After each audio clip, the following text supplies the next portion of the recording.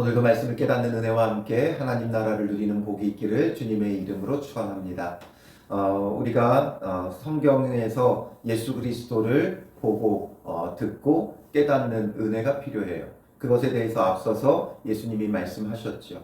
그리고 이제 오늘 본문으로 넘어오면서 복음서는 4개가 있어요. 마태, 마가, 누가, 요한복음. 그리고 마태, 마가, 누가복음은 같은 관점에서 기록됐다 해서 공관복음으로 우리가 부르고요. 그리고 요한복음은 제4복음서로 불러요. 좀 별도의 시각과 관점이 조금은 다르다라는 거죠. 그런데 이 4개의 복음서에 모두 기록된 예수님의 표적이 있는데 그게 바로 오늘 본문에 나오는 오병이어예요.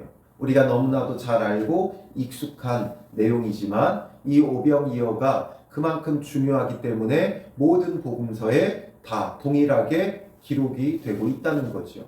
다른 표적들은 어떤 한 복음서에만 특징적으로 들어가기도 하고 2개, 3개의 복음서에 들어가기도 하지만 이 4개의 복음서에 다 들어가는 표적은 아마도 이 오병이어가 유일할 겁니다. 내용을 보면 1절에 그 후에 예수께서 디베랴의 갈릴리 바다 건너편으로 가시매 디베랴의 갈릴리 바다 건너편은 이제 베세다를 말하는 거예요. 누가복음 9장에 보면 이 누가복음에서 이 오병이어를 다루면서 베세다라고 분명히 지목을 해주고 있지요. 2절에 보면 큰 무리가 따르니 이는 병자들에게 행하시는 표적을 보았음이로라. 큰 무리가 예수님을 따르는데 이들이 따르는 이유가 있었어요. 그 이유는 병자들에게 행하시는 표적을 보았기 때문이에요.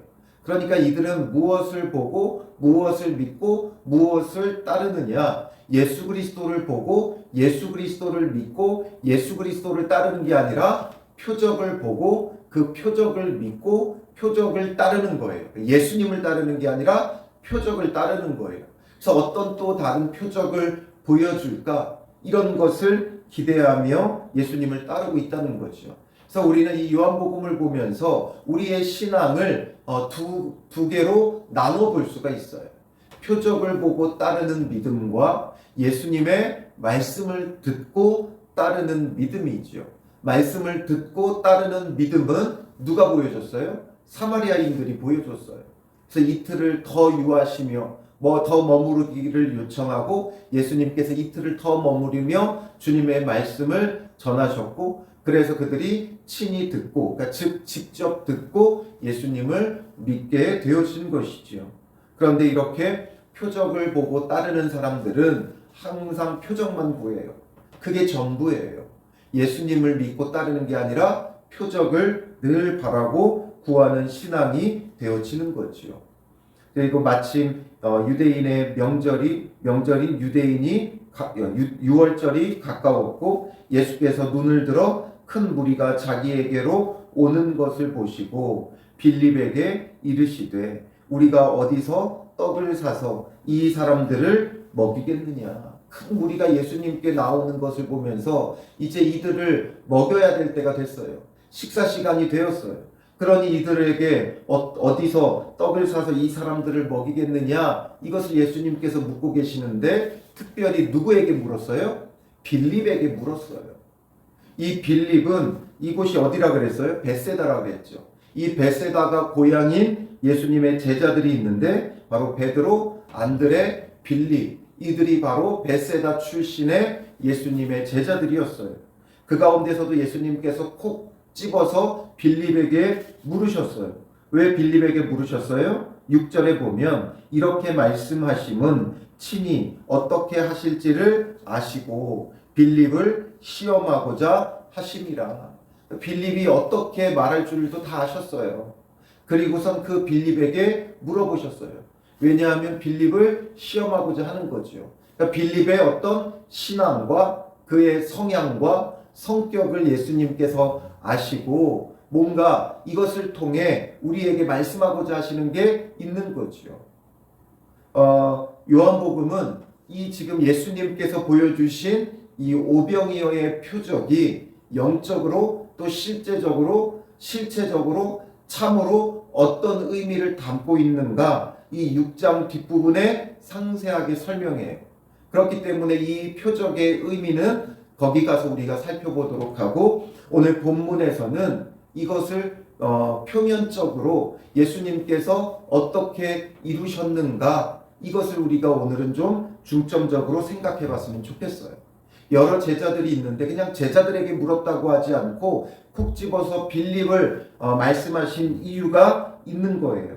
7절에 빌립이 대답하되 각 사람으로 조금씩 받게 할지라도 200데나리온의 떡이 부족하리이다. 빌립은 여기 출신이었고 이곳 지리와 이곳 상황과 정보를 빠삭하게 다 알고 있는 거죠. 그랬을 때 여기에서 5,000명을 먹인다는 건 불가능하다. 이것을 그가 너무나도 잘 알고 있었어요. 그리고 오늘 본문에 이 빌립이 대답하는 내용들을 보면 그냥 뭉뚱그려서 이거 안 돼요. 예수님 이거 어려워요. 그냥 이렇게 말하지 않았고 아주 상세하게 말하죠. 각 사람으로 조금씩 받게 할지라도.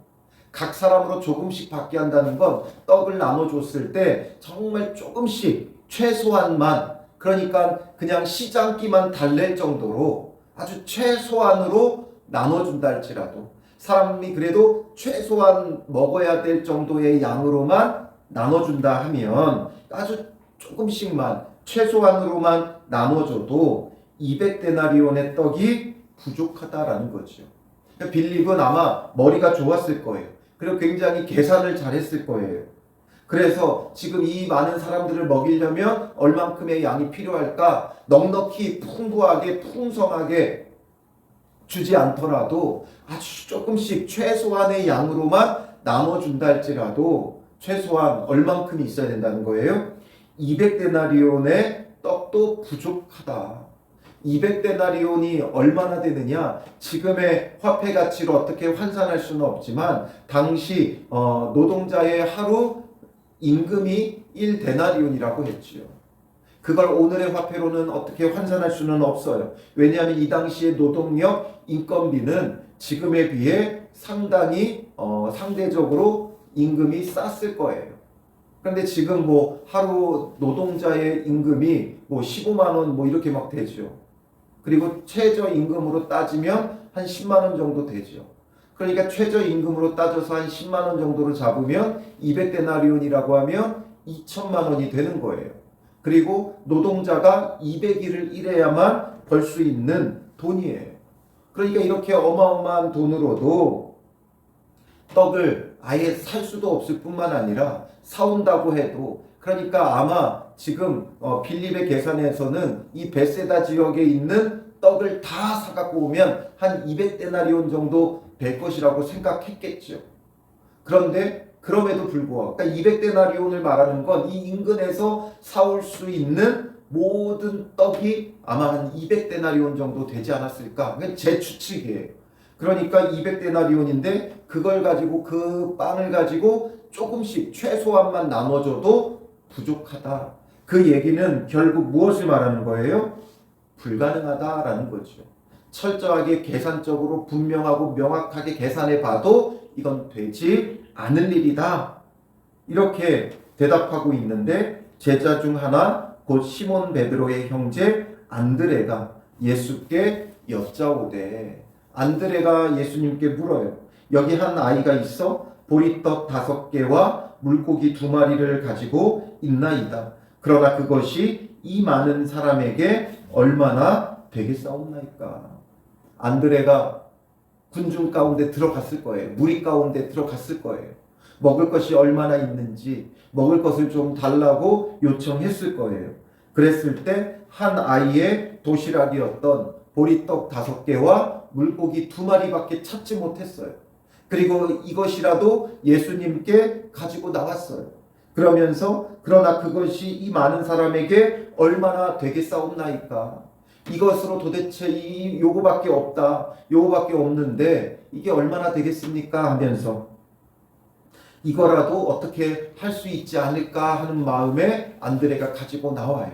여기서 빌립과 안드레의 어떤 성향과 믿음의 차이를 우리가 엿볼 수 있죠. 빌립은 철저히 계산하고 결론은 뭐예요? 불가능하다, 안 된다 이거예요. 우리는 너무 똑똑하면 믿음을 가질 수가 없어요. 우리는 너무 똑똑한 까닭에 아는 게 너무 많아서 되는 것과 안 되는 것, 이것을 너무나 잘 구분해요. 이건 된다, 이건 안 된다. 이렇게 구분해서 우리가 믿음이라고 말하지만 그 믿음도 될 만한 것은 우리가 믿지만 되지 않을 일은 아예 믿지도 않는 거예요.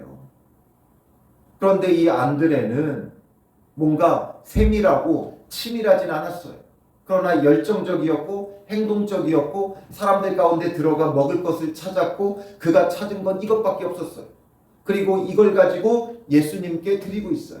그리고 예수님께 이게 이 많은 사람에게 얼마나 되겠습니까? 그러나 이것이라도 주님께 가지고 나와서 혹여나 온전한 믿음은 아니었지만 그래도 예수님이라면 이걸 가지고 무엇이라도 할 수 있겠지 않은가라는 거예요. 똑똑한 사람은 물고기 2마리 보리떡 5개 내어놓으면 뭐라 그래요? 이거 뭐 어떻게 할 수 있는 양이 아니잖아요. 그러니까 아유 이걸로 뭐래, 이걸 가지고 뭐해, 어차피 안 돼, 그냥 넣어두세요. 그걸로 뭘 하겠어요, 그냥 넣어두세요, 이렇게 되겠죠. 그럼에도 불구하고 안드레는 이것을 챙겨가지고 예수님께 갖고 나왔다는 건, 그리고 비록 말은 그러나 이것이 이 많은 사람에게 얼마나 되겠사옵나이까 말은 하지만 그러나 예수님이라면 이것을 통해 무엇이라도 할 수 있지 않을까 하는 믿음과 기대를 가지고 예수님께 내어드리고 있다는 거죠. 그리고 예수님도 이 사람들로 앉게 하라 하시고 사람들이 앉고 5,000명쯤 되죠. 그런데 이 5,000명은 대부분의 학자들은 성인 남성의 숫자로 생각을 해요. 그러니까 여자와 어린아이, 노인 다 하게 되면 아마 최소 2만 명은 되지 않았겠느냐 추정을 하죠. 그리고 예수께서 떡을 가져 축사하신 후에 앉아있는 자들에게 나눠주시고 물고기도 그렇게 그들의 원대로 주시니, 그들의 원대로 주셨다라는 거예요. 아까 빌립은 조금씩 나눠주어도 조금씩 받게 해도 200데나리온으로도 되지 않았는데 지금 예수님은 그들이 원대로 나눠주세요. 그리고 그들이 배부른 후에, 배불리 먹었다는 거죠. 원하는 대로 배불리 먹은 뒤에 예수께서 제자들에게 이르시되 남은 조각을 거두고 버리는 것이 없게 하라 하니까 이 거두니 보리떡 5개로 먹고 남은 조각이 12바구니에 찼더라. 빌립의 계산으로는 200데나리온의 떡으로 조금씩만 먹게 해도 부족하다고 했는데 예수님은 보리떡 5개와 물고기 2마리로 원하는 대로 주시고 배불리 먹게 하고 12강주리가 남았다는 거예요. 이것을 잘 생각해 보세요. 우리의 믿음이 무엇입니까? 우리는 우리의 생각과 판단으로 이건 된다 안 된다, 어차피 안 된다, 어차피 안 되니까 어떻게 해요? 할 생각조차도 안 하죠. 그냥 포기해버려요. 그러나 계산하고 따지는 게 아니라 찾고 찾아서 내게 있는 것은 물고기 2마리와 보리떡 5개밖에 없어요. 그러나 내게 있는 그것을 주님께 내어드리니까 주님께서 이것을 통하여 일하셔서 고작 보리떡 5개, 200데나리온의 떡으로도 되지 않는 일을 보리떡 5개와 물고기 2마리를 가지고 원하는 대로 먹고 배불리 먹고 오히려 12강줄이나 남았다는 거죠. 이게 바로 믿음이에요. 믿음은 나의 계산과 판단으로 하는 것이 아니에요. 주님께서 행하심에 있는 거죠. 그래서 우리는 늘 생각해야 될 부분들이 있어요. 믿음이라고는 하지만 우리가 믿을 만한 것을 믿고 될 만한 것을 믿고 할 수 있는 것을 믿고 가능한 것을 믿고 이래놓고 우리가 믿음이라고 한다면 이것이 믿음이겠느냐라는 거죠. 내가 가진 것을 주께 드리며 주께 맡기는 거예요. 안드레는 그가 가진 것, 물론 그의 것도 아니었지만 가서 찾고 얻은 것, 그래서 물고기 2마리 보리떡 5개 그 가진 것을 주님께 드리니까 주님은 그것이면 충분한 거예요. 그게 충분한 게 아니라 오히려 예수님으로 충분한 거죠. 우리의 답은 예수님께 있어요. 내 생각과 판단이 있는 게 아니라 예수님께 답이 있어요. 예수님이 있느냐 없느냐가 중요해요. 보리떡이 200데나리온어치가 있어도 200데나리온의 떡이 있어도 예수님이 없으면 어떻게 돼요? 부족한 거예요. 그러나 예수님이 계시니까, 예수님께서 행하시니까 보리떡 5개와 물고기 2마리면 그 가진 것이면 충분한 거예요. 5,000명이 배불리 먹고 원하는 대로 먹고도 오히려 12강주리가 남게 되는 거죠. 예수님의 있고 없고의 문제예요. 그러니 우리의 판단에 될 것, 안 될 것, 이것을 우리가 분류하는 건 될 만한 것만 믿고 어차피 안 될 일은 그냥 우리가 묻어버리는 건 믿음이 없는 거죠. 예수님이 없는 거예요. 허무맹랑해도 내 가진 것을 주께 드리며 주님께 내어 맡기면, 예수님이 계시면, 예수님께 맡기면 안 될 게 없어요. 예수님이 계시면 있는 것이면 충분해요. 예수님이 안 계시면 아무리 많은 것이 있어도 부족해요. 그러니 오늘 우리의 믿음과 신앙 가운데 예수 그리스도의 있고 없고의 문제지요. 정말 예수님이 계시다면 우리가 있는 것이면 늘 충분해요. 정말 예수님이 우리와 함께 하시면 우리 교회면 충분해요. 예수님이 함께 하시면 우리 가정이면 충분해요. 예수님이 계시면 우리의 형편대로 충분해요. 부족함이 없어요. 그러나 예수님이 없으면 수천 수만이 모이는 교회라도 안 돼요. 늘 부족하고 안 돼요. 예수님이 함께 하시지 않으면 우리의 형편이 아무리 넉넉해도 안 되는 거예요. 그러니 우리에게 예수 그리스도가 계시느냐 안 계시느냐, 우리가 정말 예수님을 참되게 믿느냐 안 믿느냐, 이거의 문제이죠. 오병이어의 표면적인 의미는 바로 이거예요. 예수님이 계시느냐 안 계시느냐, 예수님을 향한 참 믿음이 있느냐 없느냐죠. 예수님을 향한 참된 믿음이 없으면 예수님이 곁에 있어도 200데나리온의 떡으로도 안 돼요. 예수님을 향한 믿음이 있으면 가진 것이면 충분하고 가진 것이면 오히려 넘쳐나는 거예요. 이게 바로 하나님 나라죠. 하나님 나라는 우리가 환상으로 여기는 그런 환상적인 그 나라, 죽어서 가는 천국만이 아니라 이 땅에 예수 그리스도가 계시니까 있는 것이면 넘치는 거예요. 5,000명이나 있는데 물고기 2마리, 보리떡 5개면 예수님이 계시니까 넘쳐나는 거예요. 오히려 12바구니가 더 남았어요. 이게 하나님 나라죠. 있는 것이면 충분하고 오히려 넉넉하고 넘치는 참 하나님 나라가 예수 그리스도를 통해 이루어지는 거예요. 그 사람들이 예수께서 행하신 이 표적을 보고 말하되 이는 참으로 세상에 오실 그 선지자라 하더라. 이 표적을 보고 이들이 고백을 해요. 이는 참으로 세상에 오실 그 선지자라. 그 선지자, 바로 메시아 그리스도로 오실 분이다 생각을 하는데, 근데 여기서의 문제가 뭐냐라는 거예요. 예수님을 세상에 오실 그 선지자, 구원자, 메시아로 봤는데요. 표적 보고도 이것을 알았는데요. 아니요. 이들이 생각했던 그 선지자에 대한 개념 자체가 잘못된 거예요. 왜냐하면 그러므로 예수께서 그들이 와서 자기를 억지로 붙들어 임금으로 삼으려는 줄 아시고, 이들이 이렇게 고백한 건 이 표적을 보고 그 선지자, 우리에게 정말 배불리 먹여줄 능력자다 생각을 한 거죠. 그러니까 배불리 먹여줄 능력자로 생각했고, 예수님이 보내신 하나님의 아들, 참된 메시아, 구원자로 바라보는 게 아니라 우리에게 늘 배불리 먹여줄 능력자로 생각한 거예요. 그러니까 억지로 임금으로 지금 삼으려고 하고 있는 거죠. 예수님이 그들에게 참된 왕이 되시고 그들을 다스리고 지금 통치함으로 하나님 나라가 이 가운데 이루어졌어요. 그런데 예수님의 이 왕되심, 주되심, 여기에는 관심 없고 억지로 데려다가 정치적인 왕으로 지금 세우려고 하는 거죠. 그러니까 표적을 믿고 표적을 보고 따르는 자들의 한계는 여기에요. 그냥 정치적인 왕으로만 삼으려고 하는 거예요. 시간 공간에 제약을 두고 국한을 두고 그리고 그를 정치적인 왕으로만 삼으려고 하고 있다는 거죠. 온 인류의 구원자가 아니라 우리에게 영생을 주실 분이 아니라 그냥 세상 왕으로만 이들은 바라보고 있는 거예요.